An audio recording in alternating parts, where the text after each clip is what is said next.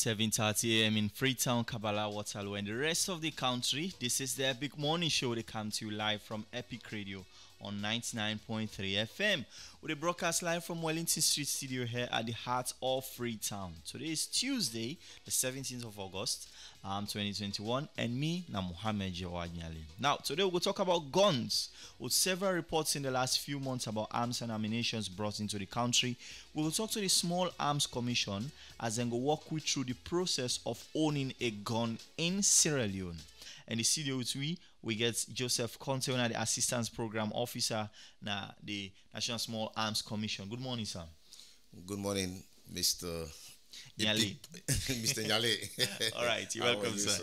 I'm good. And this morning we'll talk about guns, and shortly we'll also expect Patrick Jack Kamara, one of the Assistant Communications Officer, for joining the studio. But let me start with this. Uda eligible for carry a gun na saloon?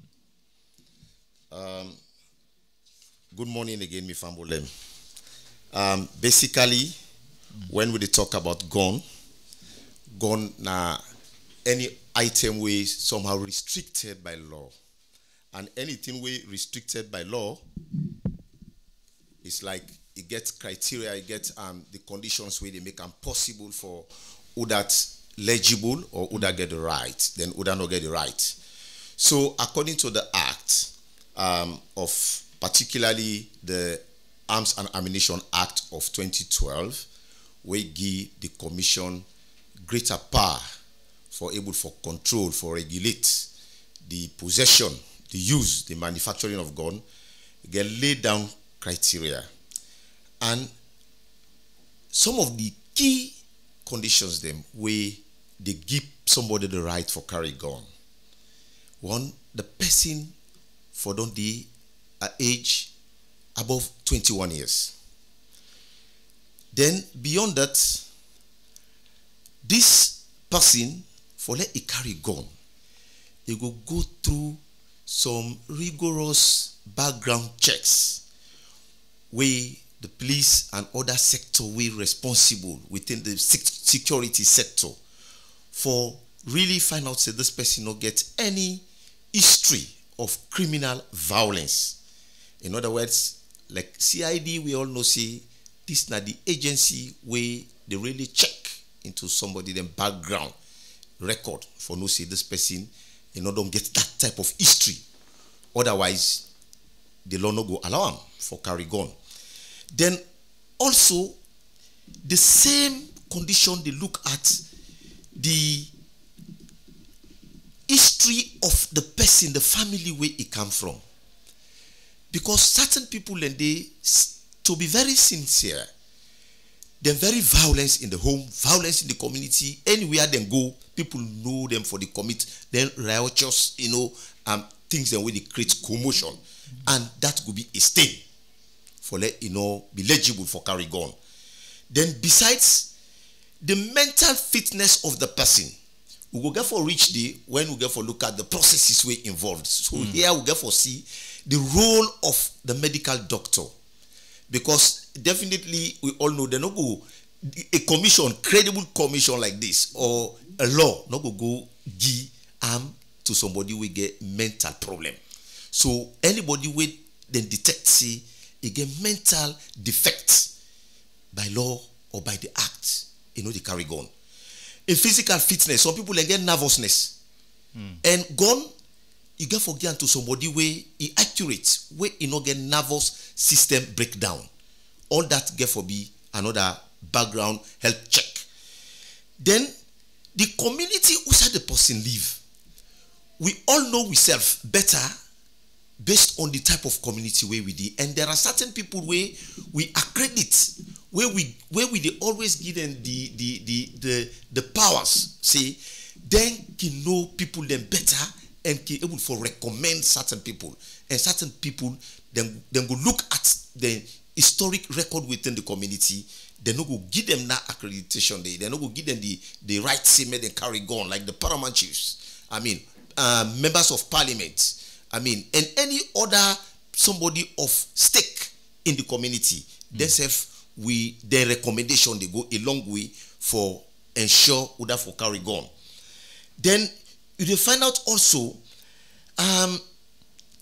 certain people, by virtue of the need, the purpose for which they want for use the gun, through interrogation, through questioning, when they're able for get the reason for which the person want for use the gun, and if, like for instance, the commissioner will also stand as the registrar, he find out, see, this person, by every indication, the purpose for which he want for use the gun, it not go be too legitimate.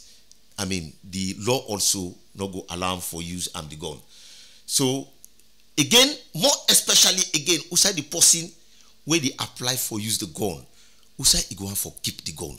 The safetyness of the gun also very important, because the gun and the ammunition, that's what they use for feed into the gun, they for always be separated.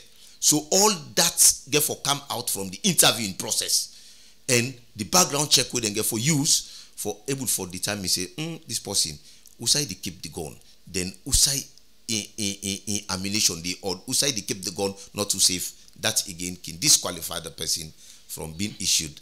So let's now talk about the process we people they go through now for legally own a gun, if they go through to owner. This is another very interesting question, and I believe say this now one of the information way the public go really love to know.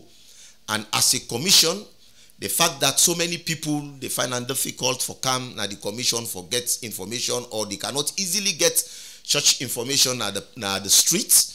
So this could be an opportunity for let we begin for the contribute for enlighten the public. Now, if you now, Mr. Niale, you really want a personal small arm, a gun, let's say pistol or a shotgun or whatever, clear? You dey write an official letter in the first place to the Commissioner of Small Arms. And the Commissioner of Small Arms, as I earlier say, now he also they act as the registrar. You dey write a letter where you capture your full name, your address, your telephone contacts, this and that. You state the purpose for which you want the arm. The commissioner go invite you one-to-one, he cross-examine you based on your letter of application. If he satisfy, well, he get for minutes that letter to the Firearms Bureau. Where they within the office. Okay. Where, as I tell you earlier, it constitutes of police officers who are qualified to deal with arms. So at that level now, with the Firearms Bureau, now the process they really starts. Now, you will apply for the arm, and a staff of the Firearm Bureau, who could be the armorer, una they go na the bank, or then go lead you, or then direct you to the bank, then give you the bank number, who say you go pay 100,000 leons. That money is going to the National Consolidated Fund, Rokel Commercial Bank. What's in they pay the money for? They pay the money for let them give you a receipt from the bank, where they come with that receipt to the office. You can deposit the receipt to the finance, then the admin department of the commission now will issue the form, a form. Okay, now the form you pay yes, for. you go pay for the form, which cost 100,000 leons na Rokel Commercial Bank. Then when you can at the office now they issue to you the applicant we own receipt, the commission receipt, then the admin give you the form. So the filling of the form now, you can be supported by staff of the Firearms Bureau for fill the form. Now, when you don't fill the necessary parts, where do you go?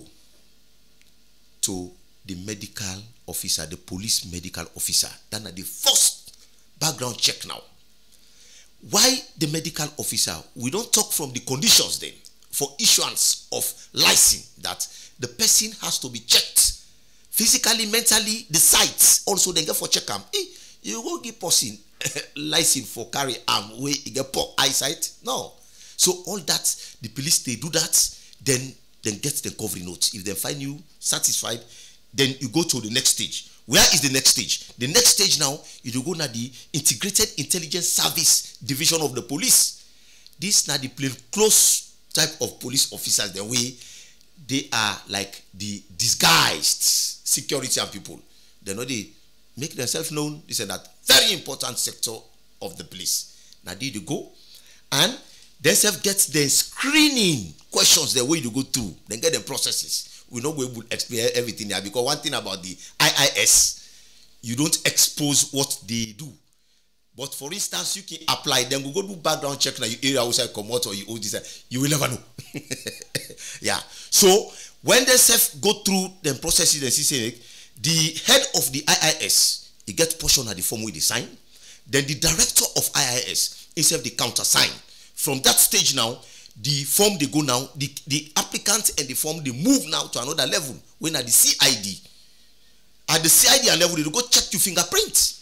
And fingerprints, we all know they use that for tell the history of somebody in criminal record or of whatever nature. So the CID now also, the head of the CID, if he's satisfied with you, check your background history and all other things, you are clear, then the head of the CID, they sign the form, then the director of crime services of the CID, instead of the give approval.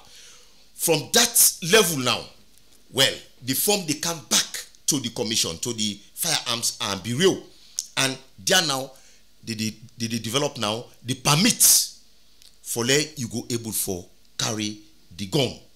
So from that level now, when you don't get now the permit now, for then the commissioner self get for sign in that permit, then you the applicant and the armorer, now the Firearms Bureau, una they go now to the dealer.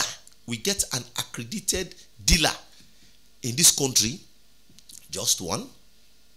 Way now they go, you go identify the gun where you want, you pay for them, then you way they apply for the gun, not to you they hold the gun, no, you they pay for them, you get your receipt. The armorer now they hold the gun, he count and back na the office. You not even need for come again and at the office, that communication number now. Because the gun now we can on at the office, then get for mark the gun, and get for get serial inscriptions. Because every gun in this country gets serial numbers. Even those carried by the police and the military, they are all marked serially.